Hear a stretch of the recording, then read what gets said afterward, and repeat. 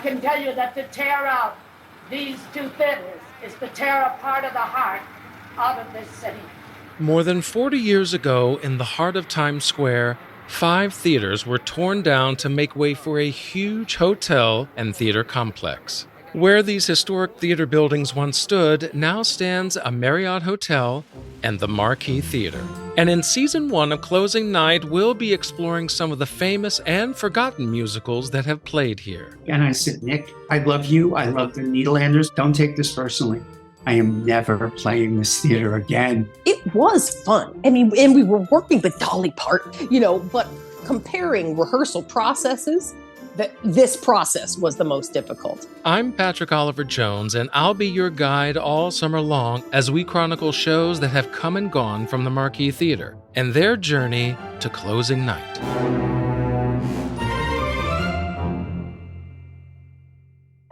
One of the many aspects of the industry that fascinates me is the what-ifs and the things that never happened. For example, in 1982, when E.T. was first released and was a box office sensation, director Steven Spielberg was fully preparing to do a sequel. But as soon as he realized that E.T. was a special movie to people, that it was something different, something that didn't need a sequel, he let the idea go. However, that is after he and screenwriter Melissa Matheson had already come up with a sequel idea and wrote a treatment for it. E.T. 2, Nocturnal Fears, would have had Elliot and his friends find another downed spacecraft. But here's a plot twist. Instead of it being a friendly E.T. looking to go home, the kids find some very unfriendly aliens who decide to kidnap them. And then it's up to E.T. to rescue them. Honestly, it sounds way too intense for an E.T. movie, and it doesn't even sound all that good. So the fact that it never happened, I'm okay with that. Even if a part of me would like to see that movie. And that's just one of an endless number of examples. But there's something extra tantalizing about movies that almost but never happened, especially when you're talking about a major filmmaker like Steven Spielberg. Or let's say, Alfred Hitchcock. In the 1960s, Alfred Hitchcock was a man who seemingly could get any movie made, yet had as many movies not get made as he did get made, if that makes sense. And I can't help but ask why that was. So I think there are a lot of answers to that question. It's a complex, situation. This is Joel Gunz, and if you have a question about Alfred Hitchcock, Joel is the man to ask. For one thing, he was an older guy, and I think he was just like, his energy. He didn't have as much fight as he did as a younger man to get all of his projects brought to the screen. But along with a lot of these issues that were sort of facing him like headwinds, here's the whole situation. So by the early 1960s, he was one of the most powerful men in Hollywood, right? So he'd been brought into Universal Pictures, and he was their third largest shareholder. So he was on the board, and no other director had an ownership stake in the studio that they worked for. He was the first ever to do that. And so he had artistic freedom. He had like outright raw power within the company. And it also made him took him from being rich to being healthy, right? Fabulous, super rich. He was a household name by that time. And so his name on a movie was going to guarantee ticket sales, even, in a second best scenario. And then you look at how he'd even gotten there. For years, he had been fighting for, creative control and creative power. Remember all those fights he had with Selznick over control of the films. And so finally he gets into his golden years. He's in the seat of power. And then you'd think he could do anything he wanted, but instead he just biffs it big time, several times. And so it's a conundrum. So the question is still there. Why? And as it turns out, there isn't just one reason, but maybe there's two. My name is Dan Delgado, and in this episode, we're taking a look at the master of suspense, Alfred Hitchcock, and the films he didn't make. Welcome to the industry.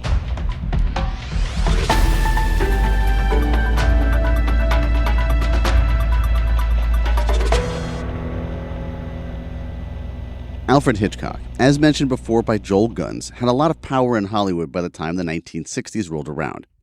Yet, he seemingly had trouble getting a number of films made, films that he really wanted to make. Keep in mind that in the early half of the 1960s, Hitch had two of his biggest hits, Psycho and The Birds. So what was the issue? Was he willingly selling out to Universal and MCA by only doing the types of movies they wanted him to do? One question that you could raise is, well, okay, so what? He got so mired, deeply mired in the front office and money issues that he was a sellout, and maybe, but that doesn't really scan, right? Because he had envisioned The Birds as an art house film. He had envisioned Marnie as an art house film. So he was really committed to pursuing his artistic vision. That again is Joel Gunz. And he'd always been that way anyway, right? He'd always, been very concerned about making sure that his movies were profitable, because he knew that would get him, open doors to make the next movie he wanted to make. So calling him a sellout I don't think that's right. I don't think that's the right answer. And I'm with Joel here. It doesn't seem likely that he was selling out, which isn't to say I don't think Hitch didn't like money, but there's something else at play here.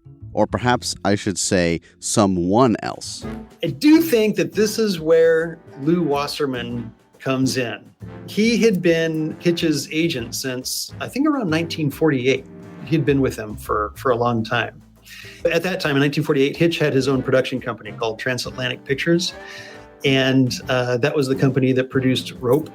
He had worked with Cary Grant to take the role of Rupert Cadell and Rope.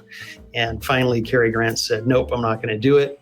And it was Wasserman who saved the day on that film, because he also had James Stewart as a client. And he was able to go to Hitch and say, I got Jimmy. We can make the movie.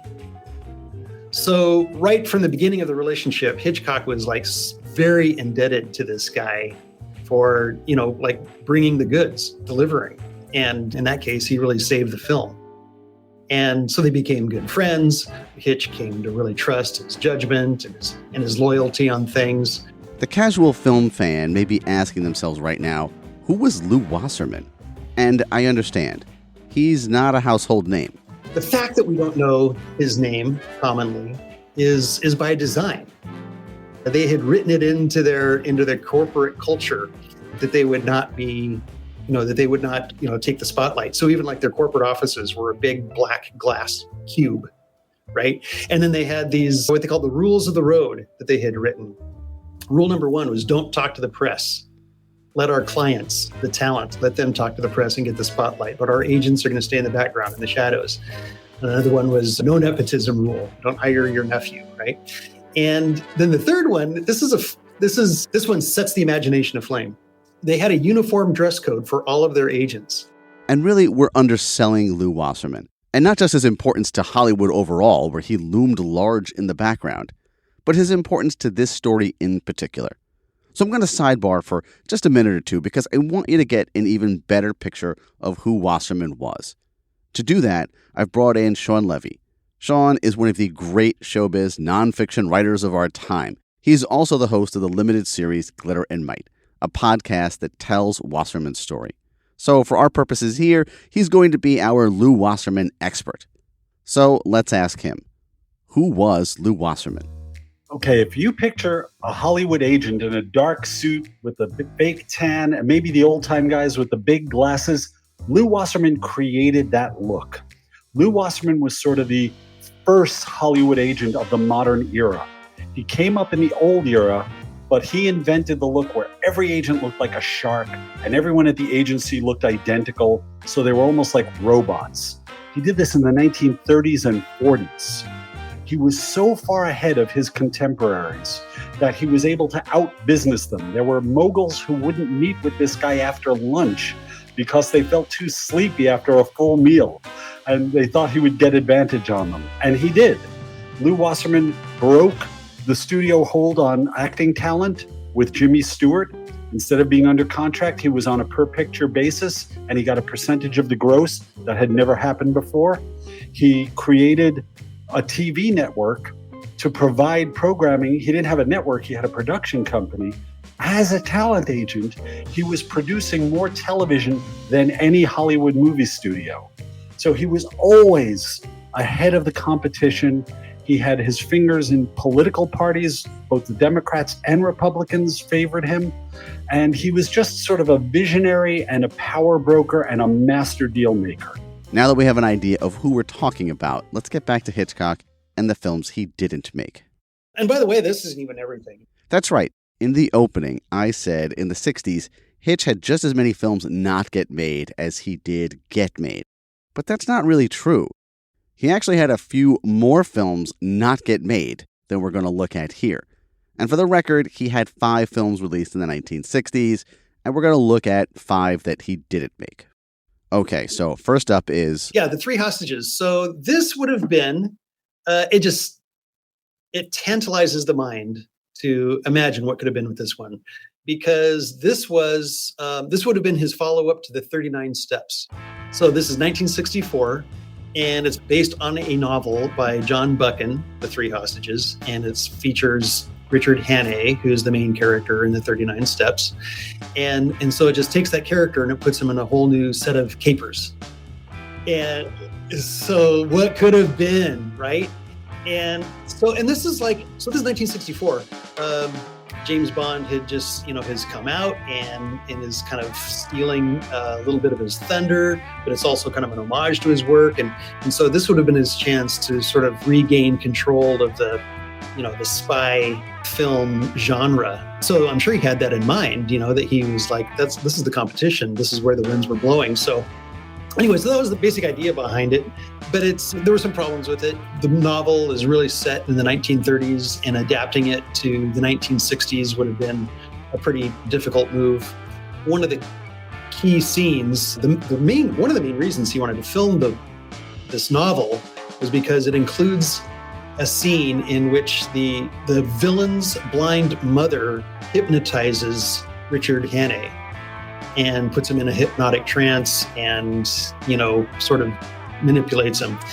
And he felt that was kind of a dated idea, this idea of hypnotism. And, that he felt it just didn't really translate well to film. He couldn't find a good workaround for that. So the movie was left behind. Let's put this one in the category of an artistic decision, or better yet, let's call it an artistic drop on Hitch's part. From The Three Hostages, we move on to RRRR, and that's 4 R's, mind you. And no, this had nothing to do with everyone's favorite movie from India from last year.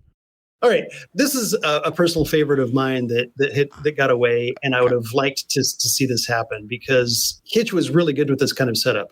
Okay, so first of all, this is 1965, and he has been binge watching Italian neorealist cinema. He just can't get enough of Michelangelo Antonioni, Blow Up, Red Desert, all of that. And he himself was just completely obsessed with this new Italian wave of cinema and their use of color and their approach to storytelling. And he was feeling kind of like I think he was starting to realize that his style was becoming a little bit old hat. In other words, if in 1959 he can make North by Northwest and it opens up a whole new genre of filmmaking, but now, James Bond franchise comes along and is doing the same thing. He's realizing that he's been imitated. He doesn't want to just, keep doing the same old hat himself. So he's kind of like fishing around for new directions to go in. And he settled on this Italian, new wave, right? Okay. And so the story is about this. It's an Italian story, and it's set in, I believe it's set in New York. Yeah. And it's about a hotel manager. Now, unbeknownst to him, his family is running a crime ring right under his nose. And they steal things and then they fence it and they make their money. So, and that's where the title comes from. So RRRR is the highest rating that you can give a collector coin. Ah, okay. Very nice. So there's your MacGuffin, right? Yes. And so the story would have been, rather than featuring necessarily a starring actor or a starring character, It would have been more of an ensemble piece about everybody in this family engaging their little piece. At the same time, the hotel manager is running the hotel, so we get to see the inner workings of how hotels get, how they get operated, how the kitchen works, the disaster in the kitchen that becomes a gourmet meal in the dining room, and the chaos in the laundry room that turns into these well-appointed hotel rooms. He was really into all that. It would have been much more exciting. It would have had more action. It would have lots of room for comedy. You can already hear you can already see those comedic scenes working out. Now, I personally think this movie sounds very cool. So why didn't it happen? So he had hired a pair of Italian writers they were a team, Age and Scarpelli, or Age, I think it's pronounced. And they started working on it, but their work was great. They were fantastic. They're beloved in Italy, but their English wasn't so good, and Hitch's Italian was even worse. And so language barriers kept them from really making the connection that they'd hoped for. Plus the writers just couldn't get their hands around the story. So it just didn't develop, but he kept pushing on it, and he could have made it gel. If he had a project that he worked on and the writers weren't working out, he knew he could just fire the writers and hit his black book and get the next one online. That was standard operating procedure for him, right? I would think so, yes. But he faced resistance from Universal Pictures, and Lew Wasserman was not into it. So let's put this one in a separate category. If The Three Hostages was an artistic drop, then this was the Wasserman influence. And how big of an influence was Wasserman on Hitchcock anyway? What was this relationship like? Wasserman became Hitchcock's agent in the 1940s. Wasserman's first client was Ronald Reagan. And Reagan was a B-movie actor, and a terrible B-movie actor. He had charisma, but no talent. And Wasserman cut a deal in the early 1940s for Reagan at Warner Brothers, and he asked for an unusual length of time on the deal. Every deal was for like 45 weeks a year, and Wasserman wanted 47 weeks a year, and Warner Brothers didn't understand why. And when the ink was dry, Jack Warner said, "Why did we just cut a deal for 47 weeks?" And Wasserman said, "Because it's now $1 million deal when you look at all the money and all the years." And when that first $1 million deal got signed for Ronald Reagan, of all people, major talent went toward MCA. And Alfred Hitchcock was one of those people who dumped his previous agency and went to MCA on the back of the Reagan deal. The two became friends. They socialized together frequently with their wives. And when Wasserman started producing television shows, he went to Hitchcock and said, "Get into this. This is the future. This is where the money is. And instead of paying you a salary, we're going to pay you in MCA stock." And when Alfred Hitchcock died, he was the third or fourth largest shareholder in MCA Universal, as it then was. He was worth, 8 figures based on that agreement with Wasserman. There's a very famous story about people walking through the MCA offices complaining that television was taking over for the movies. And Hitchcock was in with Wasserman, and he stuck his head out the door and said, "Would you all please be quiet? We're busy counting our money in here." So, Wasserman brought Hitchcock from Paramount to Universal, where he made Psycho and the last movies of his career up through Family Plot. He physically brought Hitchcock. Hitchcock's offices were located on the Universal lot once Wasserman owned the lot. And they truly were friends. When Wasserman was given the Jean Hirschholt Humanitarian Award at the Oscars in 1973, Alfred Hitchcock presented it to him. Okay, now let's get back to the movies. Next, we're going to look at Mary Rose. This is the one. This is this is his Rosebud from Citizen Kane. This is the one that really got away, that hurts, that cuts deep. Donald Spoto in his biography said that this was perhaps the single greatest disappointment of his creative life. All right, first let's discuss what was the movie going to be about? What was the plot? How far along did it get? Yeah. Okay. So he had first seen it in 1920. He was 21 years old when he saw it. He probably saw it alone and on stage, because it's based on a play by J.M. Barrie, who wrote Peter Pan.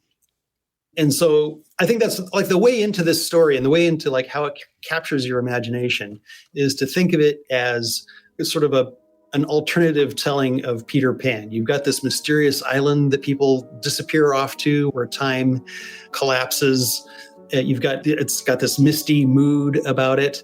It's about memory. So the subtitle of the play was The Island That Likes to Be Visited. And it's set in sort of on the mainland or in real time around this haunted mansion. And this young couple with their son, they go off to visit one of the islands. It's set in Scotland. And they hop in their boat, go to a small island to go visit and have a picnic. And the husband and wife and their small son, the wife wanders off to go for a little walk, and she disappears into the mist, and she's gone forever. She's gone for decades. And then years later, she shows up, and she's the same age that she's always been. So she's, young and beautiful in her 20s, let's say. And her husband, though, has died, and her son has grown up. And now her son is older than she is. And now they have to figure out what to do about that. So that's the basic idea of the plot. So it's very much about this notion of ambiguous loss, losing someone, but not really knowing if they're dead or alive. Also these stories of memory. And so Hitchcock, imagine him 20 years old. He's already very much in a dreamy, romantic, metaphysical, frame of mind, like we all are at that age, ready to believe in our dreams, right? And it just got under his skin. And so he tried to get it made in the mid-40s. While he was working on Lifeboat, he went to 20th Century Fox and said, okay, I've got my follow-up film for Lifeboat, which also, by the way, kind of has a misty mood about it at times. And they said, no, we're going to pass. It's, you're known as a master of suspense. You're not known for ghost stories. And so then he got into the 50s and he pitched Paramount on it, and Grace Kelly was attached to it. We could have seen Grace Kelly go off in the mist. Slam dunk, right? Nope, didn't happen. He wanted to get this film made. So finally we needed, go ahead. Okay, well, what happened with the Grace Kelly attempt? Did Paramount pass? So Paramount passed. They said, wow, not our kind of film.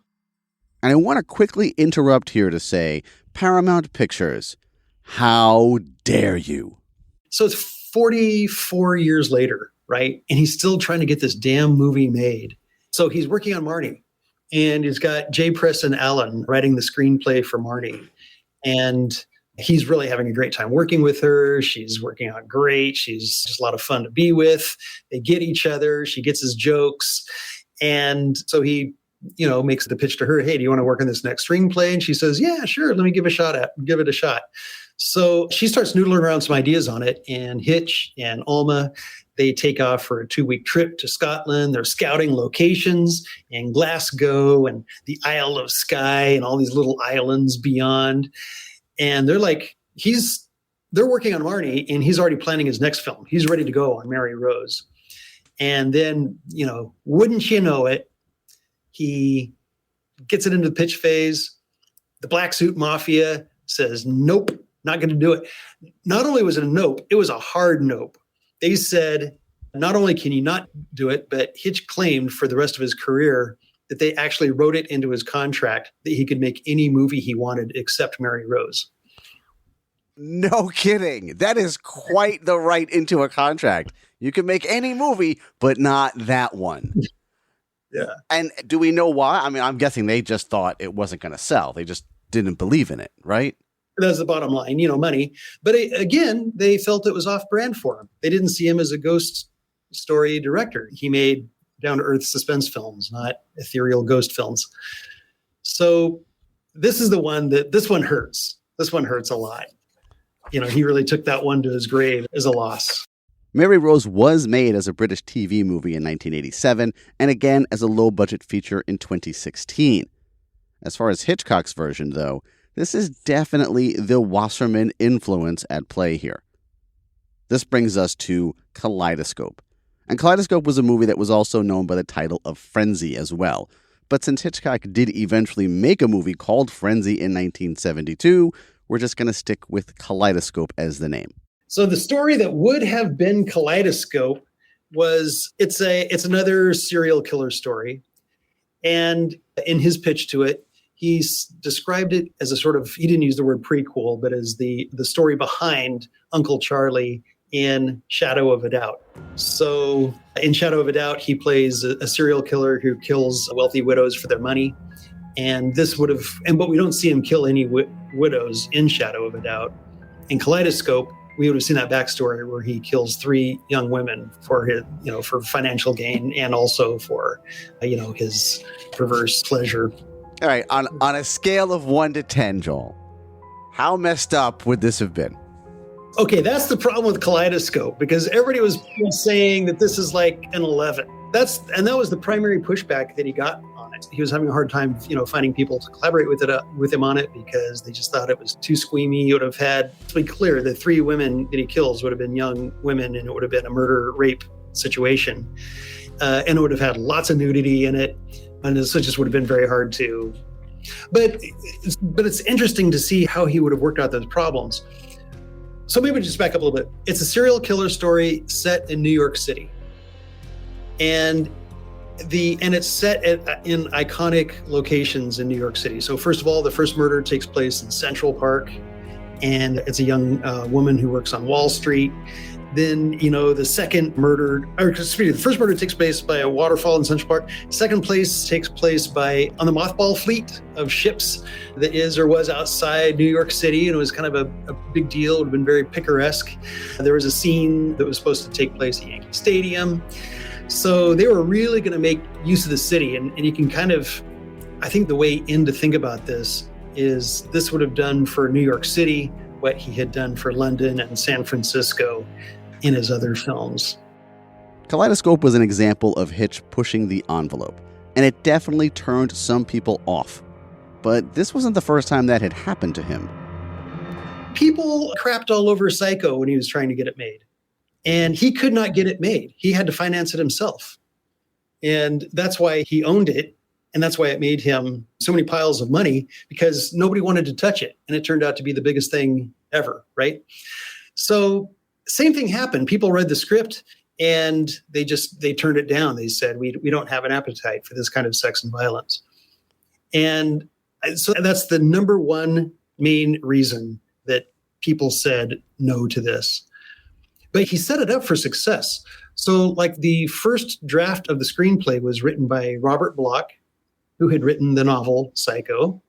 So, he brought in somebody he knew that could handle the story. Well, that relationship didn't work out. He dropped out of the project. And then he brought in Ben Levy that he'd been working with. They'd been best friends, old friends since the 30s. He had helped write Blackmail and brought him in to help tell the story. And, there's a wonderful transcript of bits of transcript of conversation between Hitch and Alma in story conferences. And they're talking about how to handle the violence. And also there's lots of nudity. And he had it worked out. He had the problem solved, that they would do it in the semi-darkness. They're going to be aboard this ship on the mothball fleet, where the light from what would be coming in from outside through these metal grills. And so it would leave striped lighting all over their bodies. So you wouldn't really see the nudity as frankly. Plus, you can hear his graphic mind working on this, that graphically it would have been very interesting, these knives of light as he's trying to, stab her to death. Hitchcock even went around New York City and shot test footage in anticipation for Kaleidoscope.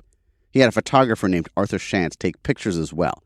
Here's Shantz in a 1999 documentary on Hitchcock talking about his experience. We went to about 15 locations around the city of New York, and we went upstate New York, and we went to the Maritime Harbor where all the Liberty ships are berthed.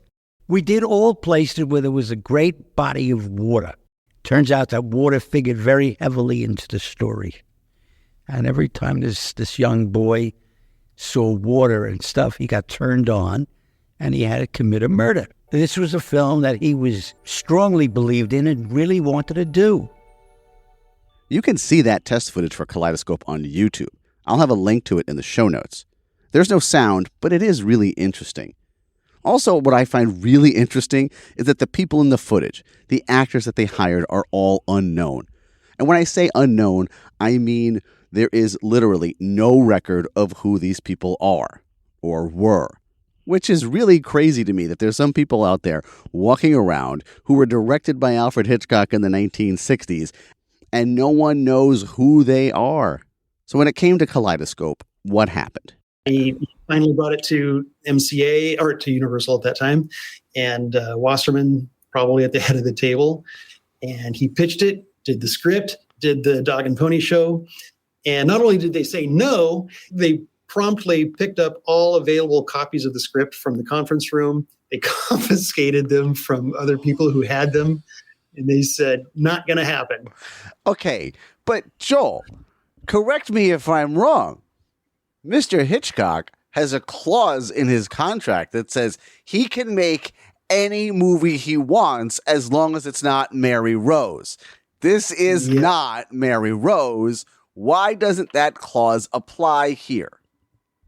That's okay. So that's the $1 million question right there. Why didn't he do it? None of these people was his superior. He had no bosses. He was the boss. So he had no clause, nothing to stop him, nothing for him to just say, screw you, I'm going to finance it myself. He had the money. I'm going to make it myself, and I'm going to make all the money myself. He didn't do that. So I think part of it was, we talked about this publicly. He had been talking at this time about, being beholden to Universal and engaging in these, concerns about the financial ethics. He had no moral ethics, but financial ethics. He's claimed to be taking that very seriously. But when you stop and think about it, black suit, white shirt, black tie, he was just as mobbed up as everybody. Right? Yeah. And so, like in that kind of a situation, he may have been equals with Lew Wasserman at this point, but there can only be one boss. And everybody knew who that was, and it wasn't Hitchcock. And, so when you think about it, like, you can push, you can argue, you can cajole, but at the end of the day, you're going to think twice about really going toe to toe with these guys. Here comes the Wasserman influence again. And this brings up a good question. Joel uses the phrase mobbed up there. And he says that Lew Wasserman, MCA agency, they were totally mobbed up, right? They were tied to a Chicago syndicate known as the Outfit. The outfit that was run by Al Capone back in the day. They were those wise guys. Let's go back to Shawn Levy one more time to see how accurate that is. Just how mobbed up was Lew Wasserman? Lew Wasserman came up in Cleveland and worked in a mob-run casino. That was his first job, and that's where he was hired by Music Corporation of America, MCA, which was the talent agency he worked for. MCA was founded in Chicago in the 20s when Al Capone ran the town. You couldn't book an organ grinder onto a street corner without dealing with the Capone organization. So MCA and the mob have been connected since the MCA was formed. Wasserman couldn't put a button on somebody and have them erased, but he spoke every day of his business life, and there are telephone records and documents to prove this, with Sidney Korshak, who was the mob's lawyer in Los Angeles and Las Vegas. So was he a mobster? No. Was he mobbed up in the sense like he had obligations? No. But did he avail himself of those connections? Yes. The mob ran labor unions, and Lew Wasserman, when he needed to do things like settle a writer's strike, could go to Sidney Korshak and his mob connections and say, let's grease these wheels and get people back to work. So that one does kind of check out. Okay, we've got one more unmade Hitchcock film to look at. Although, there's a caveat here, because this one was sort of made. This is a bonus film, because I don't even know how far it had gotten. It may have just been in the conceptual stage and not much farther than that. But just because this is the 60th anniversary of The Birds was originally envisioned not as a bird movie, but as an alien invasion movie. And he had it all worked out. I don't know how far down the road he had gone, but he was trying to follow up Psycho, and he needed something. He wanted something out of this world. And so, yeah, it was going to be an alien and invasion movie, and it would have followed the same apocalyptic storyline that eventually became The Birds. And do we know what compelled him to change course? Yeah, I think part of what's going on with some of these films that get canned are he had also boxed himself in with the kinds of movies that he made. So he said he could never make a Disney movie because he could never direct Cinderella because people would be looking for her mother in the trunk. And so same thing, like he wasn't really known for doing sci-fi. And so that's what persuaded him eventually to introduce this element that is also based on a Daphne du Maurier story. And of course, he'd already made 2 other films based on her work. So it was more in his wheelhouse. So this sounds more like an artistic drop. Yeah. Maybe instead of calling it an artistic drop, this one could be a Hitchcock pivot.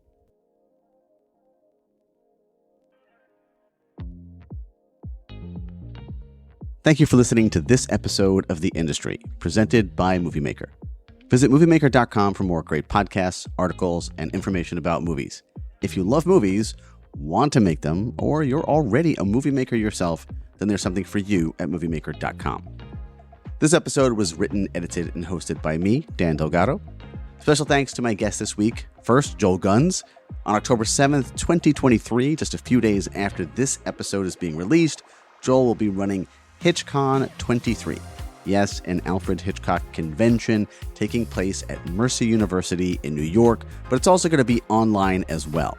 Head on over to hitchcon.org for more information. Also, thanks to Shawn Levy, our Lew Wasserman expert. I highly recommend you check out Shawn's limited series on Wasserman called Glitter and Might.